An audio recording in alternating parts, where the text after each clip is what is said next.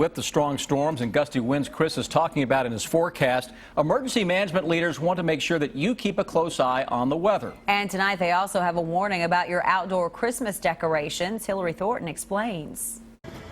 As ice skaters fill the frozen rink in Triangle Park, there is nothing cool about the weather. This is likely to go down as the warmest Christmas week on record for much of Kentucky. As we approach Christmas, Chief Meteorologist Chris Bailey is keeping a watch on what he says could be severe storms, heavy rain, and temperatures reaching the 70s. Thinking this shouldn't be happening this time of year, you're right, but it doesn't mean it hasn't. So as you finish up your final Christmas preps, emergency management officials are also asking that you prepare for and watch the weather, including precautions with your decorations. Encourage people today and tomorrow, before the weather gets a little dicey, to go out and double check those. And if there are some that aren't quite secured right, best thing to do is either get them secured or maybe even take them down. While downtown Lexington definitely looks like Christmas is only days away, it certainly does not feel like it out here.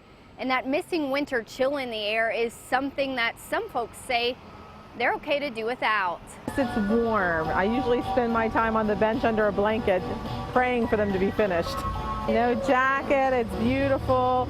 They are just in sweaters. They're having a great time. Unfortunately for those unlike Kathy Merriman who are hoping for a festive chill this Christmas, meteorologists say that will not be the case, but are reminding cold weather fans winter is just getting started. Called for a mild first half of winter and a much colder second half to wintertime. In Lexington, Hillary Thornton, WKYT.